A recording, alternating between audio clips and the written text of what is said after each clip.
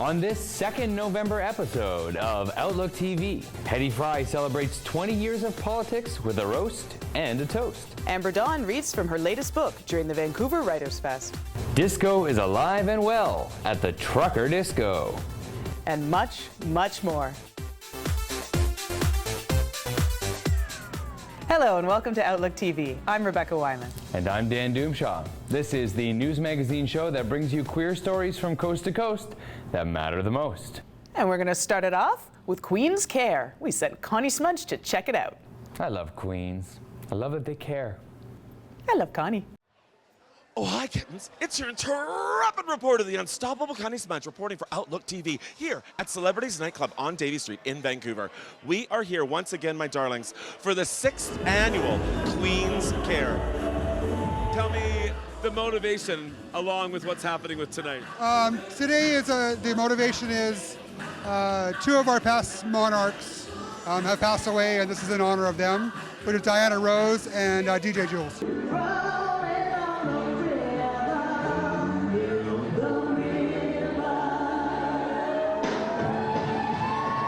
You know what? Diana Rose used to tell me, you know what, Smudgy, I want you to remember, we the nice ones.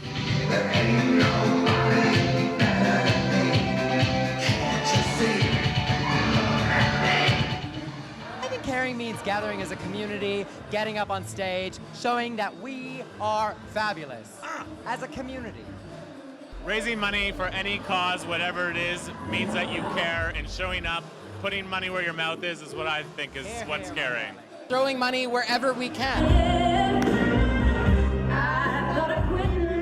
Bring Vancouver and the whole world into why we're here. It's just about doing a good job in our community, raising some money for the charities, remembering two friends, DJ Jules and Diana Rose, who aren't with us anymore, and just bringing people out for a night, bringing the drag community together.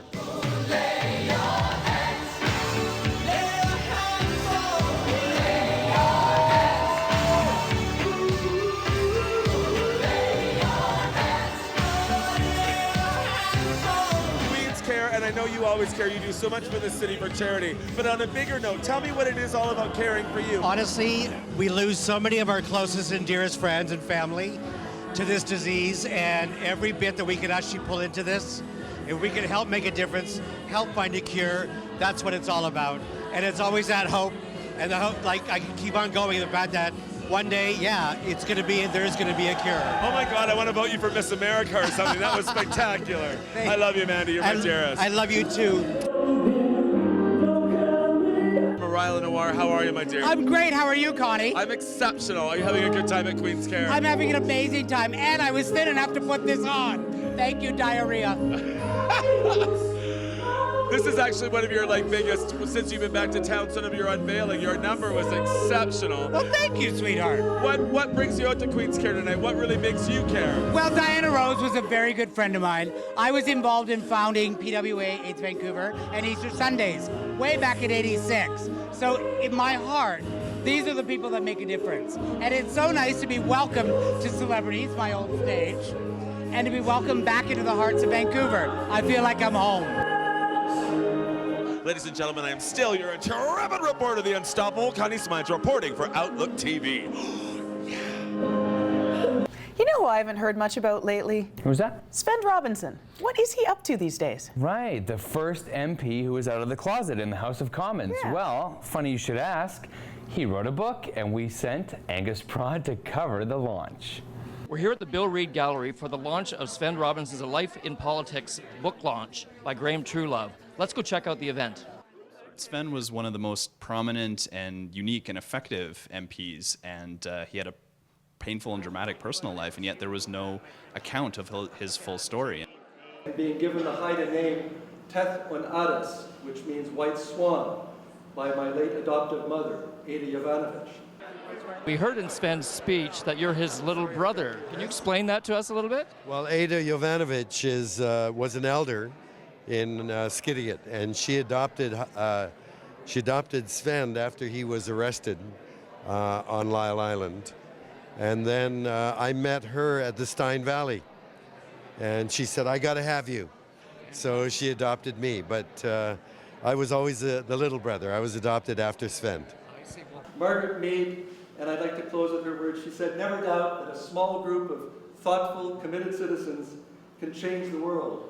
Indeed, it's the only thing that ever has." You had a 25-year career as a member of Parliament in Canada, and you covered many great moments in Canadian history, but of our audience's a particular interest is you coming out as a gay politician. Can you speak to that just a little bit to let our audience know what you went through during that?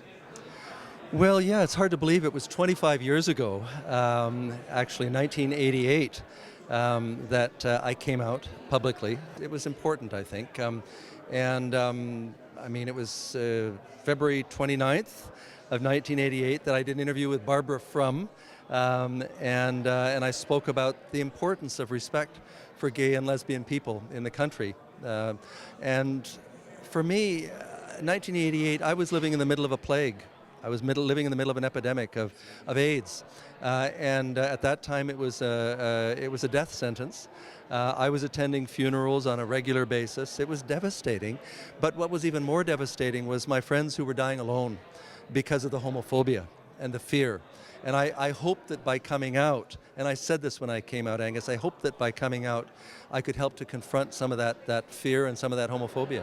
You made a big impression on people that one person can really make a difference. And for our aspiring young politicians, can you let them know what they need to do to be an individual and make a difference? Well, for me, just one of the most exciting things is to see a young gay, lesbian, bisexual, and trans people today. I mean, to see young people who are out in their schools is incredibly important and would have been unthinkable for me. I mean, when I graduated from high school, and I'm really dating myself here, but when I graduated from high school, it was actually the month of Stonewall. It was June of 1969, and homosexuality was a crime. Today, young people in our high schools are able to be out and open about who they are, and that's an amazing thing. I celebrate the gay-straight alliances in schools, for example, as well, which are so important. So that gives me hope for the future. Having said that, we have to also remember that we are global citizens. We're citizens of the world, and while we've made amazing progress here in Canada, I think of people in countries like Uganda and Cameroon and other places where just to be open can expose you to beatings or death. So I say to those young people, celebrate who you are, be proud of who you are, but remember you're a citizen of the world and fight for the rights of people around the world as well. This is Angus Pratt signing off from the Bill Reid Gallery in Vancouver. Rebecca, it's time for a word scramble. Okay. K-R-E-A-B. Break! Let's take one. We'll be right back. Hi, I'm Vancouver's own Carlotta Girl, and you're watching Outlook TV. TV that's gayer than I am.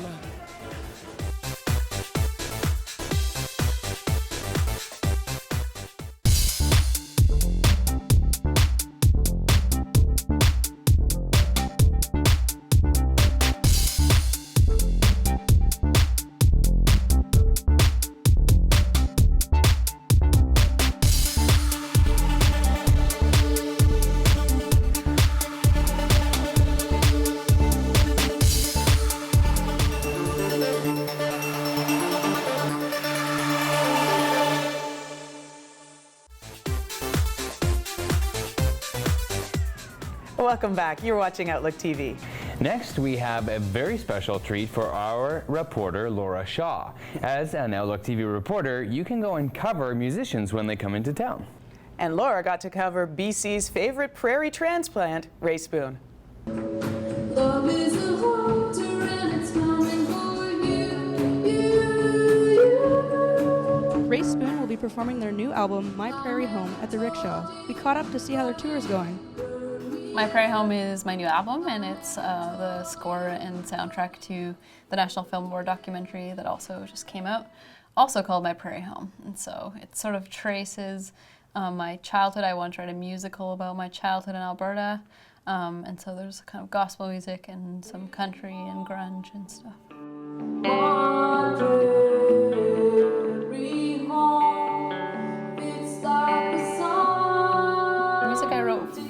I wrote like specifically for the film, and I also wrote a book like loosely based on my childhood in Alberta, and so we kind of brought all those things together. I was 14, the devil came I was on the country music circuit for a while, and mostly doing that. But now I'm closer to like electronic indie rock, and I find that a little bit easier, just because it's a bit of a younger crowd and maybe a more experimental crowd.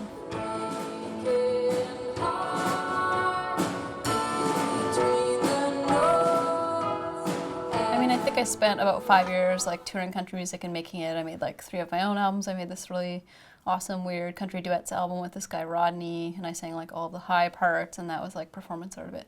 But yeah, so at that point I moved to Germany and got interested in the music there, which is more like techno. Rolling from you in some unnamed way. Love is a hotel. It played at the Vancouver International Film Festival, and so it was really interesting because it's not actually like a queer film festival. It's like, yeah, it's just like a film festival. So it was really interesting, and the queer community was really supportive, and like I think the premiere sold out, and so it was cool. Like I used to live here for many years, so I knew a lot of the people there, and yeah, the reception was really great. Lesbian, gay, bisexual, transgendered and transsexual. It's better to ask if you don't know. A message from the queer trans prairie tourism board. I think, you know, there are a lot of trans folks out there, but there isn't as much media coverage of trans people's lives and stuff like that. So I think, you know, having more films about trans folks, anyone, even me, whatever, like it's good. So hopefully there'll be more about other people too. Mustaches, cowboys, and the stampede. You might not think there's a queer trans scene. Brokeback Mountain filmed some scenes 15 miles from Calgary. Ivan Coyote, who is a writer who lives here, and I are writing a book being published by Arsenal Pulp Press called Gender Failure. It's a book about the gender binary and how we both failed at it ultimately, and at both sides, and also about how we think it probably fails most people at some point or another. For Outlook TV in Vancouver, this is Laura Shaw. From music to dancing, we are heading to Main Street, to the Electric Owl Club. Ooh, and what are we gonna do there? Trucker Disco. Awesome. Let's send Shane.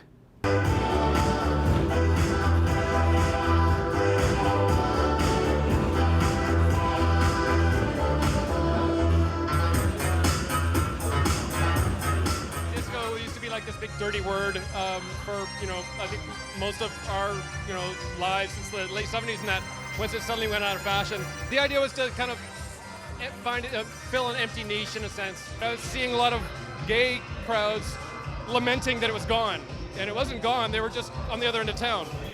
Trucker disco is not only about bringing back the genre, but also recovering the culture that comes along with it. A lot of that history's been, frankly, a lot of history's been like on the verge of extinction or almost lost, because that core audience in the late 70s and early 80s was largely wiped out by AIDS, and that was like the social circle that that came together for that music was the most affected by that. This event is for everyone. The first event that I did with this, I deliberately put that out there, that, you know, there's this audience and all these audiences in between that would probably like this stuff and like to get together and dance to it. And the first event I did with this 2 years ago, I mean, even to my surprise, these crowds got along really well. I was surprised. It was great to see the people dancing and laughing and opening up, getting really actually quite chatty and social. You can learn more at truckerdisco.com or find them on Facebook. At the Electric Owl in Vancouver, this is Shane Forster reporting for Outlook TV.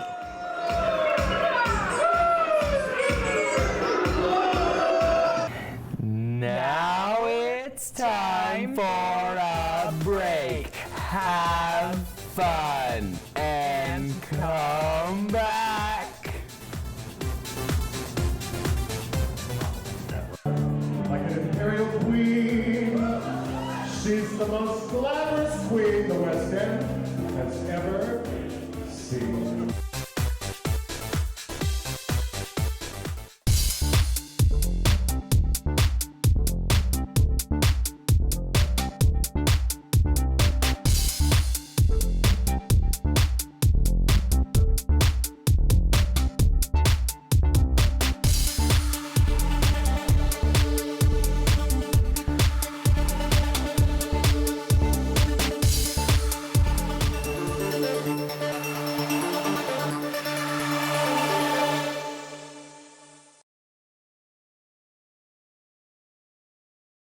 Welcome back. You're watching Outlook TV. Our next story brings us to the Vancouver Writers' Festival and the written word. Now, there used to be a really fabulous queer cabaret with go-go dancers and everything that was hosted by Belay Nickerson, but that's not there anymore.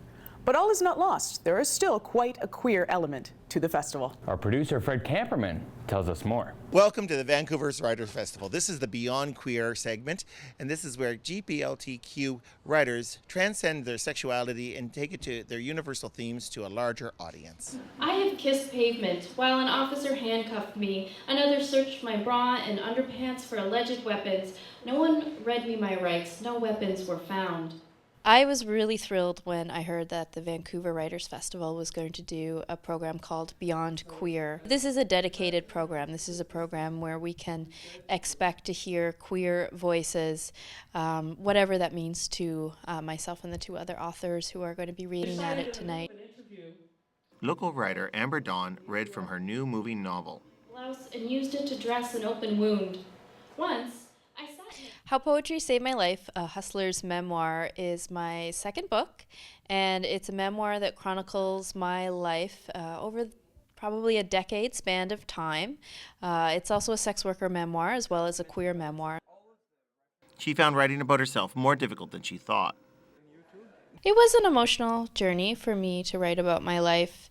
I couldn't have done it alone. I couldn't have done it without the support of my wife and my friends and my community. Moroccan writer Abdullah Taya also read from his autobiographical novel. My novel Salvation Army was translated into English in 2009 in America, and it's an autobiographical book, and in it we see 3 moments from the life of a young gay Moroccan guy called Abdullah, who is me. And through these 3 moments we see the transformation that happens into his life in Morocco, and that when he leaves Morocco, when he goes to Geneva.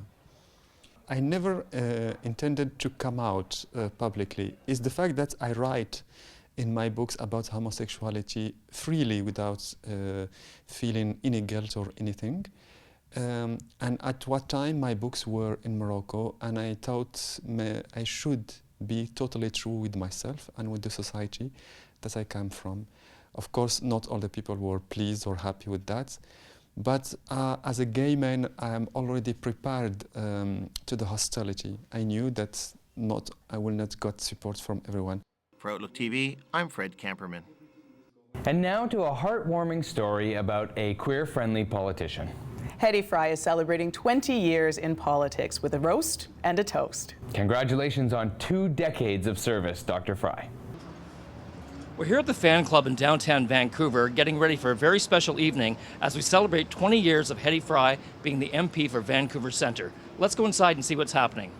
Dressed up like an imperial queen, she's the most glamorous queen the West End has ever seen. Like call Hedy on this very day, I look at her and then turn to you and say,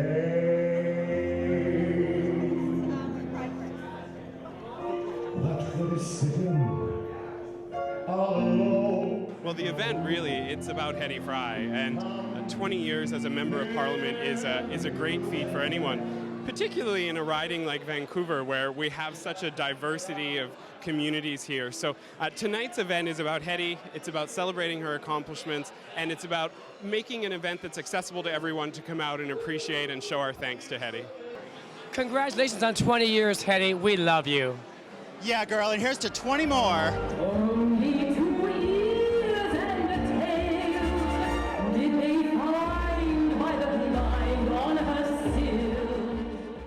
I'm just bowled over. I'm seeing people I haven't seen for 20 years. Congratulations, Hedy Fry, on 20 years. Yeah, that's right, girl.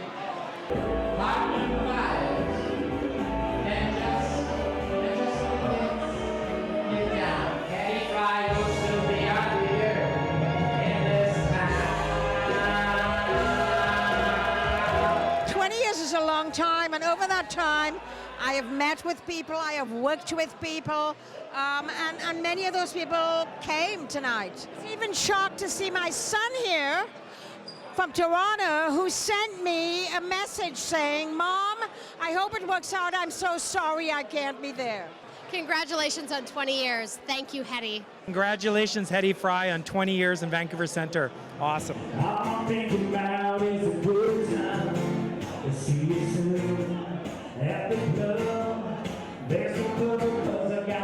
My time with the LGBT community, well, I ran on LGBT rights. When Mr. Chrétien asked me to run, I wasn't in the slightest bit interested. But finally, after 3 meetings, I said yes because he convinced me that it was better to be on the inside making things happen than to be on the outside, which is where I had been knocking on the door. And I said, I will do it if you amend the Canadian Human Rights Act to add sexual orientation. He said, right. I said, give it to me in writing, and the rest is history. Congratulations on 20 years, Hedy. I also want to say that I could not have made it for 20 years without the help of every single one of you who helped either with your time or your dollars or your loyalty and your hard work and pounding the pavement on knocking on doors. And I must say that Mr. Chrétien was right. I believe that I was able to do some things to change the lives of a group in our society who had been discriminated under the law. I'm really proud that I ran and that together we were able to do this.